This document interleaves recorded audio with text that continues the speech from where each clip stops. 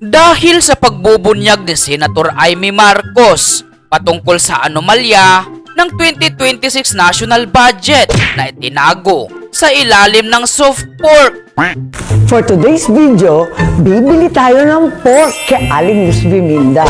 Aling Luz, magkano ba ang baboy ngayon? Mura lang po, manang. Swak sa budget mo. Speaking of budget, minsan naisip ko, kaya siguro tinawag na pork ang pork barrel dahil madalas talaga namang binababoy lang ng ilang mambabatas ang pondo natin. Ay affected masyado itong abogado ng palasyo na si Ping Lacson, kung saan inakusahan niya itong si Senator Amy na may allocables di umano sa 2026 budget. Kaya dahil dito ay pinasaringan itong si Manang Amy itong si Ping na baka dahil sa gigil ay makipagsabunutan itong senador.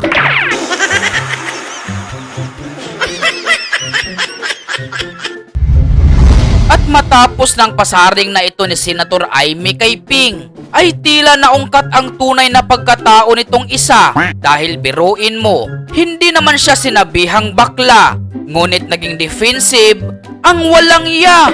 Hindi po peluka ang aking buhok. Pinugtong ko na rin na walang peke sa mukha ko. Talaga, Charmy? Hindi rin pustiso ang ngipin ko. Walang peke sa anumang bahagi ng aking mukha. Lalong hindi ako bakla.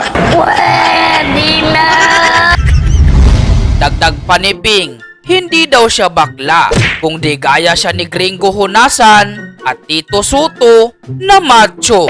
At kung iniisip ni Senator Amy na bakla ako, wala siyang maaaring makita na macho dito sa mundo. Pastilan, so weird. At tulad ni na Tito Soto at Gringo Honasan, macho din po ako. Lalaking lalaki.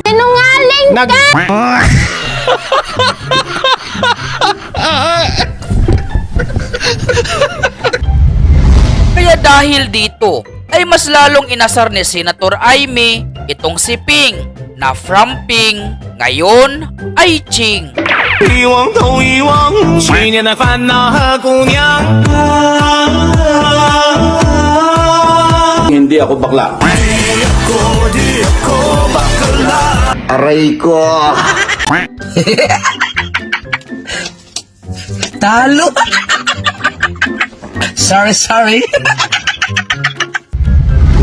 Ipinahagi naman itong si Attorney Rowena Guanzon itong isang video kung saan nakapaloob dito ang pagbubunyag ni dating Senator Miriam Santiago sa tunay na pagkatao ni Ping Lacson, kung saan binansagan ni dating Senator Miriam Santiago itong si Ping Lacson na Pinky dahil sa pagiging bayot di umano nito.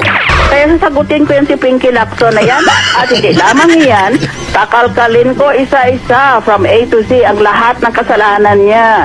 Maganda ka dahil meron akong parliamentary immunity, ibulgar ko lahat ng kasalanan mo, pati ang sexuality mo.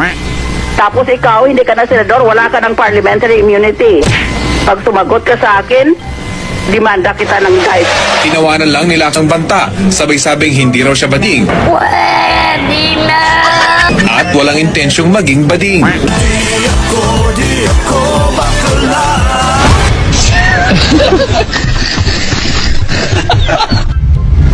Kung saan ay hinamon pa ni dating Senator Miriam Santiago ng suntukan itong si Pinky Lacson. Kaya pinapagaling ko ang sarili ko. Pagkatapos nitong bakasyon na ito para sa kampanya, hamunin ko ng suntukan yan.